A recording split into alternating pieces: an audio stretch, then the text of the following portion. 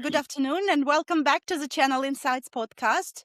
I'm your host Dinara, and today I'm absolutely thrilled to be joined by Russ Powell, founder and MD of Sharpen B2B Marketing, right? But I will let you, Russ, introduce yourself and welcome to the show. Oh, thank you very much, Dinara. Lovely to be here. Thank you very much for inviting me on. So, yeah, as you said, I'm Russ Powell, so founder and MD of Sharpen B2B Marketing. We are a B2B tech specialist marketing agency, and we're entirely focused on giving our clients the fresh ideas and firepower to make their B2B marketing sharper.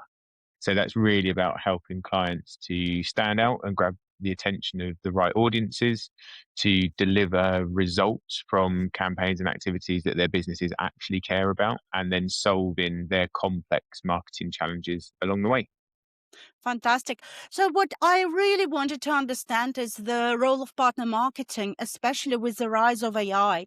So, do you observe changes over time with the rise of AI, perhaps, on how you tackle the partner marketing challenges? Yeah, sure. So actually, prior to launching Sharper, I worked client side for best part of 12 years. So I worked at Fujitsu, Microsoft, Dell, Symantec, Atos, and a few others. So partner and channel activity has been a large portion of what I've done in my career. I've always been a marketer during that time as well. And I think the real shift that I've seen over the past couple of years is really to that more ecosystem led approach rather than it just being the linear kind of vendor to partner to end audience relationship. It's a lot more complex and complicated than that, as any relationships are in the real world.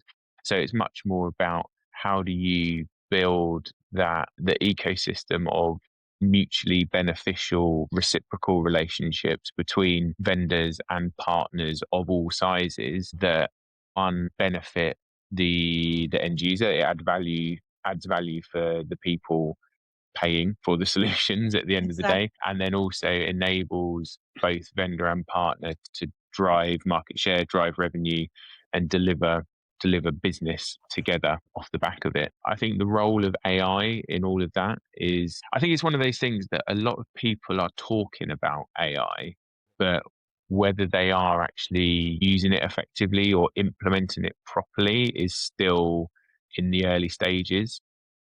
And I know like people say like, oh, we use AI, and they just use it for a bit of prompting to create content and things like that. Whereas I think the more sophisticated use cases for AI are still to come. But I can kind of really see sort of the role of AI in, I guess, what's kind of said like ecosystem orchestration. So understanding where partners and vendors sit in the ecosystem, not just looking at stuff like recency, frequency, and value, but also domain expertise, geographic coverage, solutions, specialisms, and things like that as well. That will help. And if you can kind of get a dynamic view of that with AI in the mix, kind of tracking and recording all of that, it will enable vendors to get a much clearer view of their ecosystem, how it's working, where strategic alliances with partners should be built out more, but then also allow those downstream partners to better position themselves to the vendors as well. And yeah, so I think there's top level role for AI there, and then there is also there's an execution level role to play as well in terms of campaign and program build, structuring, and automation, uh, to be able to lean on AI as boots on the ground, hands on support to speed up that production and execution side of things. I do think though that we shouldn't rely on AI wholesale to do that, Yeah. because that then it takes the human element out of the conversation, which in a world where its relationships are first and foremost, the more you defer to AI, the more you potentially damage those relationships. So it's about using AI and tech or platform solutions of whatever description to supplement and to amplify what the human involved the human is. Absolutely. And thank you for sharing this. I share the same sentiment about AI. I think it's very much in early stages, but a lot of people are talking about it. AI marketing, AI partner marketing. The turn of phrase I often use about it is like businesses and AI is like teenagers and sex. Like everyone's talking about it, but no one's actually doing it. Russ, I love I love your allegories. I like the way of images here. First time I met you, it was one of the partner leaders event, I believe, and I was lucky enough to watch your presentation, and you used a lot of sense of humor in your delivery. And I just wanted to talk a little bit more about it, because, and I remember we discussed it offline and you said, what kind of joke did I make? And I don't remember the joke, but I remember I laughed a lot. And ever since, every time I see you at events, I just remember this feelings about your presentation. Help us understand and walk us through your successful campaign, maybe a recent campaign you delivered to your client, and how you use the sense of humor. Yeah, cool. Well, I guess sort of the open secret, and it's not really a secret because I've even got it in my LinkedIn profile, but I used to do stand-up comedy, and I was not blowing my own trumpet. I was actually pretty good at it as well. I did tour support for some household names. I did the Edinburgh Festival a few times. I've gigged at pretty much every club across the country and some elsewhere. What I sort of learned doing stand-up comedy was really about how you most efficiently and effectively get people into a different emotional state using words, suggestions, imagery, jokes, etc., etc. Because a lot of what comedy is setting up a premise and then flipping that around and showing people that that's not what they thought it was, and it's that novelty, it's that something different, something that catches people off guard, something that intrigues or entertains people is what captures attention. And that's really what the basis of great marketing should be as well. It's about how do you most effectively and efficiently engage an audience and show them a different way of thinking and direct them to, which is the bit onwards from comedy, but you direct them to solutions or products or services, whatever, that solve the challenges that you're pointing out. So I think whether it's through humor or whatever, it's always about eliciting that human response, that because we are hardwired on an evolutionary scale to respond to what is different, what is unique, what is stand out, and it's finding those things is what the basis of any great campaign, any marketing will be. And I think in a lot of spaces, especially in B2B, that gets forgotten a lot. Yeah, People want to talk about features and functions, and we've got this fancy new widget that does X, Y, Z. And at the end of the day, people don't care about what something does. They care about how it makes their life better, quicker, simpler, saves them money, how it improves what the value is to them. So it's about finding those human ways to connect with people that position the real world value of what something is rather than what the thing is that you're sort of pushing out to market. I mean, in terms of using, and it's not just humor, but it's that emotion side of things. So, like we use humor in campaigns. I mean, we created a product launch campaign where we did a whole series of video content with a warehouse operative who believed himself to be a superhero because he's got this new device, and kind of playing with the humor around that. But we've done, especially in the cybersecurity space, people sort of play on fear and trepidation there. So how can you kind of tap into that? So we've done things with horror films, and sort of we did a generative AI campaign where people had to beat a hacker who was trying to use social engineering. But then we've also done stuff that's a bit more fun, it's got a bit more levity to it. So we've done stuff around sporting events. We've created arcade style racing games. We've created kind of spoof B2C products as well. So we did we created a spoof soft drink, which we launched to market, which was actually all digital. There wasn't a physical product for that one. But we then we created a spoof breakfast cereal brand where we actually created boxes of the breakfast cereal, and we used Oh, those as really? a high value direct mail campaign. But all of those were channel campaigns as well. So this is a vendor and a partner working side by side to more effectively position what they do to that target audience and speak to them in a different, inventive, creative way. Fantastic. You mentioned actually about, what clients care like about the aftermath and the value. I had a guest on my show talking about this after me theory, saying, yes, people are not really interested if you're a comedian, a marketeer, or a salesperson. They actually care what's in it for them after they've engaged with you. So Mm-hmm. how do you measure success of a campaign when I believe you have lots of great customer testimonials? So what is success for them and for you? Do you define the KPIs before you run a campaign, or how does it work? Yeah, so kind of the approach that we take as an agency, we always lead with that creativity. We always lead with the ideas and what that differentiator is and what the impact is that we're looking to have. But that is always underpinned by metrics and measures of success, because we're running a business and our clients are running a business, and they need to know that the money that they're going to be investing into any activity is going to have the best possible chance of delivering return. I mean, it's marketing. It's not an exact science. You can't say that you put your coin in the slot, you pull your lever, and you get this out, because if we did, marketing wouldn't even be a thing. Like people would Yeah. just they would just do this. But so there's a lot of it's a blend of art and science. But what we always do is make sure that we set those expectations around what good looks like at the very start.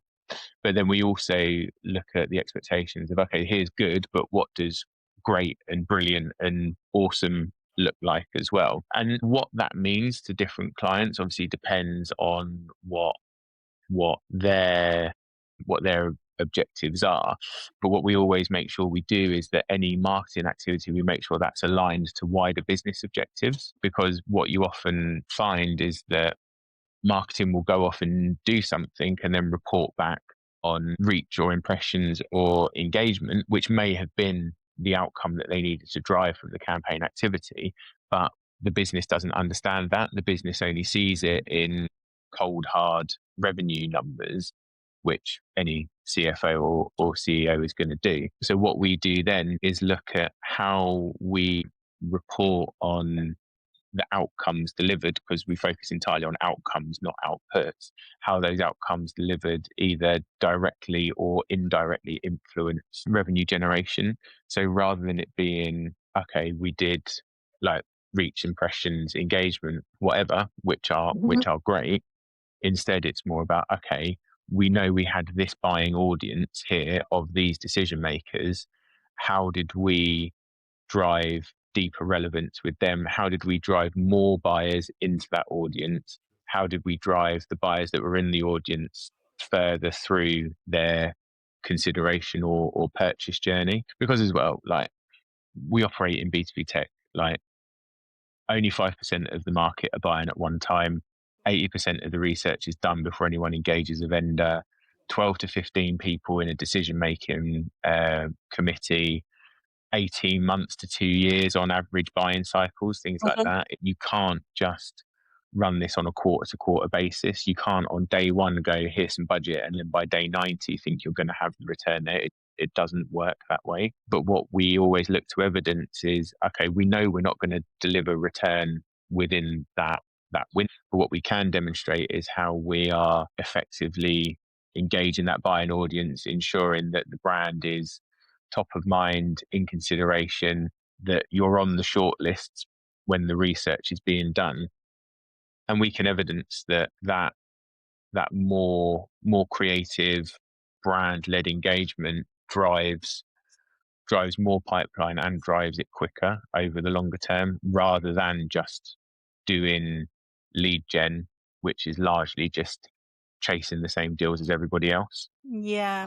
And I think customers really appreciate this transparency with them. And as a result, I think they trust you more. So it's really great to give them options. You know, Russ, I used to work for Canon, for the Japanese company. And in my role, I used to select marketing agencies. How do you make sure that you win their business? You know, what is your pitch, perhaps? What is your main value proposition as your marketing agency? Yeah, it's a really interesting question actually, because I've been on the other side of this as well. Like I worked client side for a long time, so I've been on both sides of the fence, and I think that helps us as an agency, and actually everyone in Sharper has client side experience as well. So we get that world, we understand the decisions that have been made, and the conversations that happen. I think what we also look for is, as much as it is a client selecting an agency, it's whether we as an agency think that we can work with the client.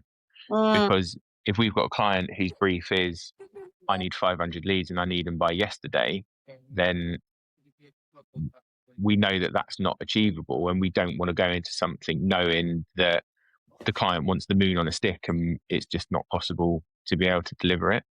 So I think at the early stages, as much as it is the client picking an agency, it should very much be the agency also picking the client, yeah. and knowing that you are going to be working in a collaborative and respectful way, Mm.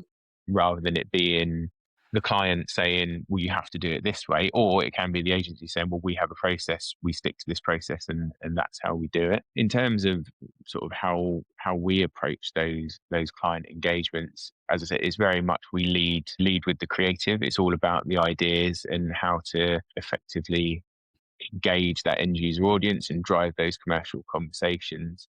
Yeah, we focus on, as I've said before, outcomes over outputs. So it was always, when I was client side, I'd always get frustrated. You run a campaign with an agency, you say to the agency, so what did it deliver? Mhm. And they're like, oh, here's some nice words and some pretty pictures. I'm like, okay, that's nice, but what did it deliver? And they can't answer you in any meaningful way. So it's much more about, okay, what are the outcomes that you need to achieve, Mr. or Mrs. Client? Yeah. And then we'll stand up the appropriate go to market response to deliver that, rather than a client going, I need a LinkedIn campaign. It's like, well, do you need a LinkedIn campaign? How do you know you need a LinkedIn campaign? Mm. What do you actually need to do? And they're like, well, we need to build our brand, and we need to increase market share by this amount. I'm like, okay, cool. Well, that's the actual brief. Let's work out how we do that together so we can deliver for those outcomes. Work backward, yeah, like from the outcome, like Yeah, successful criteria and work backward. Yeah, it's a great idea. Yeah. yeah. And it's a little bit like writing a joke, because with a joke, you start with the punchline and you work backwards. Oh, really? I didn't know that. I need to. Yeah. So yeah, you work out, yeah, you kind of, yeah, if you're writing any sort of like one liner type joke, you start with what the punchline is and then you work out the setup afterwards.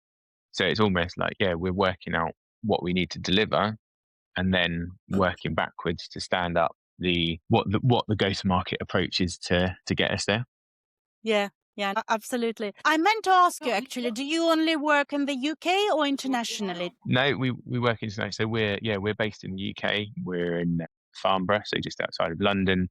But we've got clients in the UK. We've got clients across EMEA, clients in the Gulf region as well, and then also clients in the US, predominantly East Coast US, just so we've got some enough crossover in the working day that we can still set up calls and speak to them. But yeah, we're not constrained by geography, and actually we've delivered campaigns in local language in EMEA as well. So we've done campaigns in French, German, Spanish, Italian, all the Nordic language as well.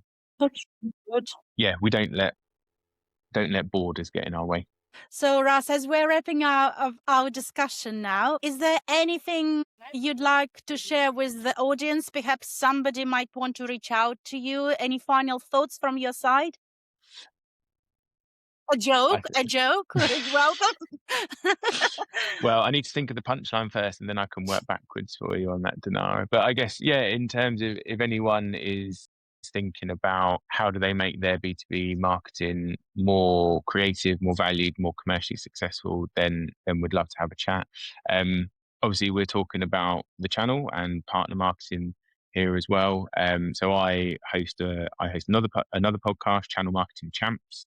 Uh, so we're just in our second series of that now, where we have the great and the good of channel marketing. Join me for conversations around sort of the key topics, challenges, issues that marketers are facing. So, and like recently, we've had episodes on how to make more effective use of MDF, how to properly engage and activate partners, how to build a partner program from the ground up. So we'll have to have you on the podcast as well, Dinara. So that's an official invite. Oh, thank you so much. I just was about to tell you, you're making me nervous. You're my colleague now, you know? What am I But doing right or wrong? So I need to know. no, you're doing a wonderful job, doing a wonderful job. But Thank you. it's up on Spotify, Apple Podcasts, Google Music. Yeah, Channel Marketing Champs is there.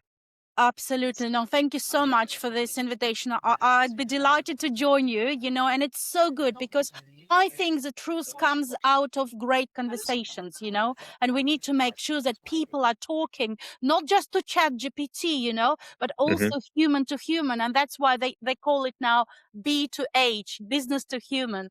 Yeah, Yes.